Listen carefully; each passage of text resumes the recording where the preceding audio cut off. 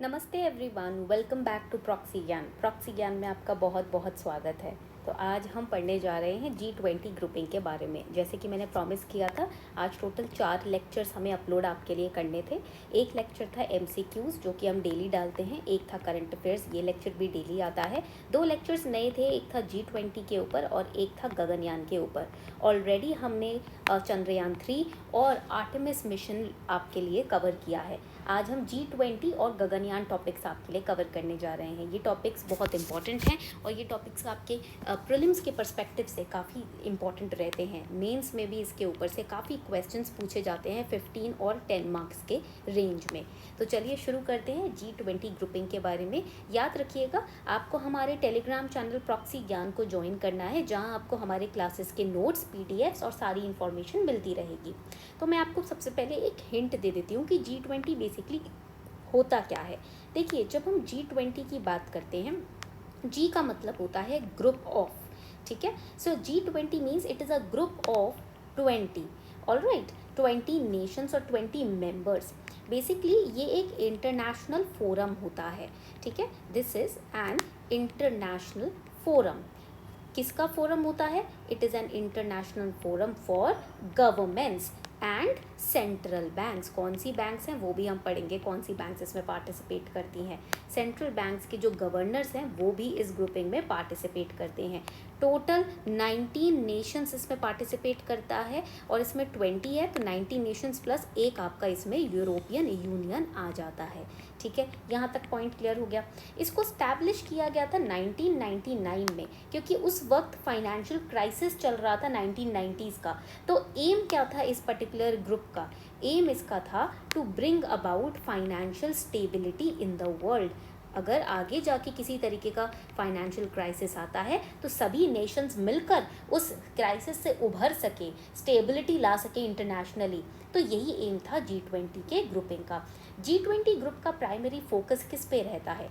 इनका प्राइमरी जो focus area है वो रहता है आपका, यहाँ पर आप लिख सकते हैं, the primary focus is global economic cooperation. ये रहता है इसका primary focus, global economic cooperation and policy coordination. क्योंकि सभी कंट्रीज़ मिलती हैं, इसीलिए पॉलिसीज़ के ऊपर भी कोऑर्डिनेशन यहाँ पर रहता है। आपको पता है G20 की सभी जो नेशंस है कलेक्टिवली वो GDP में कितना, वर्ल्ड की GDP में कितना कंट्रीब्यूट करती हैं? आप यहाँ पर लिख सकते हैं 85%। 85% का कंट्रीब्यूशन इन सब कंट्रीज़ का कलेक्टिवली हमारे वर्ल्ड की GDP पे रहता है। तो ये तो रहा है एक इनिशियल अंडरस्टैंडिंग कि G20 आखिर है क्या। चलिए आगे पढ़ते हैं। जब हम G20 की बात करते हैं, आपको ये पॉइंट याद रखना है कि it is a group of 20। International forum है, टोटल 19 कंट्रीज़ हैं और एक यूरोपियन यूनियन है। 2 सेंट्रल बैंक्स भी हैं, एक हो जाता है आपका IMF और एक हो जाता है आपका वर्ल्ड बैंक। वहाँ के भी रिप्रेजेंटेटिव्स इस पर्टिकुलर ऑर्गेनाइजेशन में आते हैं। इसको इकोनॉमिक पावर हाउस कहा जाता है, क्योंकि मैंने आपको बताया टोटल नेशंस जो G20 में हैं वो ग्लोबल GDP में 85% कॉन्ट्रीब्यूशन देती हैं, यानी कि ये इकोनॉमिक पावर हाउसेज हैं, ठीक है। सारी डेवलप्ड एंड डेवलपिंग नेशंस इसके अंदर पार्टिसिपेट करती हैं। हमने ये भी बहुत डिटेल में पढ़ा कि जो G20 ग्रुपिंग है वो यहाँ पर आप देखेंगे इट वो स्टैब्लिश्ड इन 1999। क्यों स्टैब्लिश किया गया? क्योंकि उस वक्त काफ़ी ग्लोबल इकोनॉमिक क्राइसिस चल रहे थे, इसी वजह से, ताकि सभी नेशंस अगर इस तरीके का कोई क्राइसिस चलता है तो वो एक साथ एक प्लेटफॉर्म पे आ सके और अपने क्राइसिस को सॉल्व कर सकें, स्टेबिलिटी को एक्सपीरियंस कर सकें। अब आपको पता होगा हर साल G20 की समिट होते हैं। इस बार 2023 में भी G20 का समिट चल रहा है, ये भी आपको पता होगा, है ना। आगे बढ़ते हैं। G20 का जो कारण है वो क्यों था?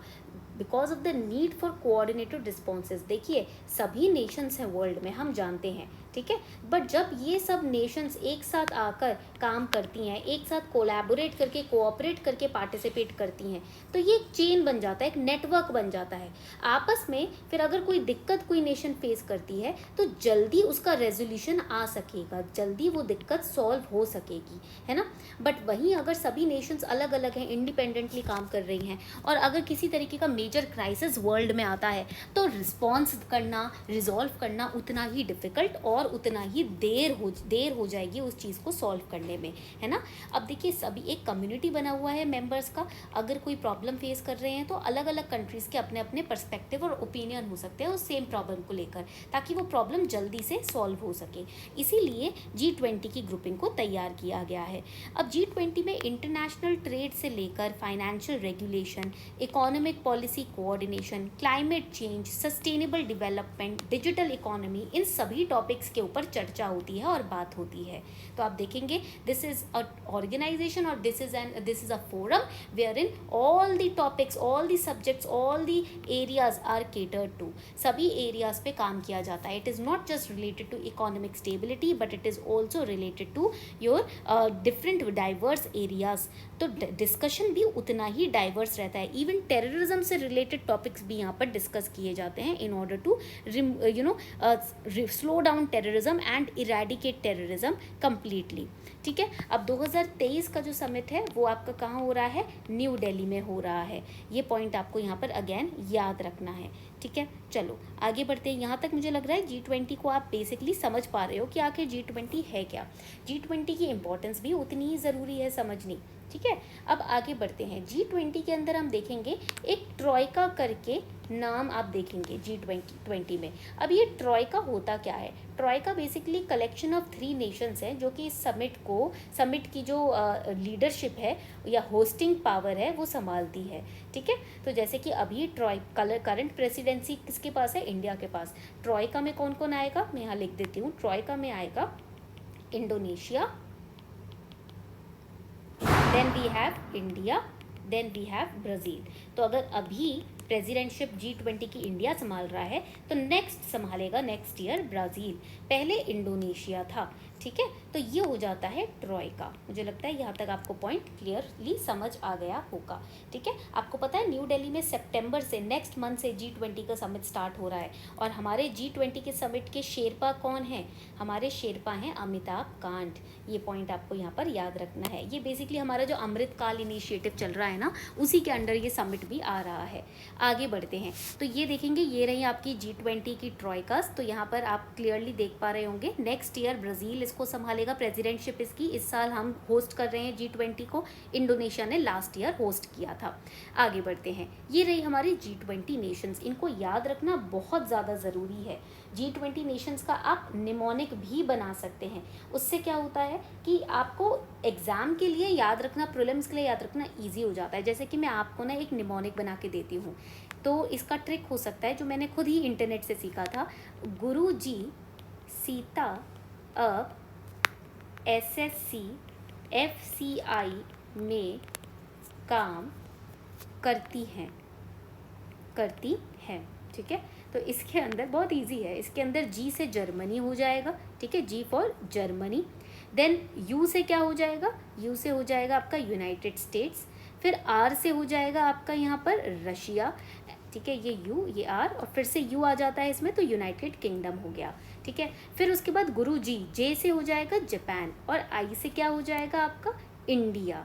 ठीक है, उसके बाद आता है सीता, तो S से क्या हो जाएगा यहाँ पर साउथ कोरिया, I से इंडोनेशिया, T से आपका यहाँ पर हो जाएगा आपका यहाँ पर टर्की एंड देन A से आपका अर्जेंटीना। अब अगेन अब A से ऑस्ट्रेलिया, B से ब्राज़ील। SSC तो सऊदी अरेबिया हो गया, साउथ अफ्रीका हो गया, कनाडा हो गया।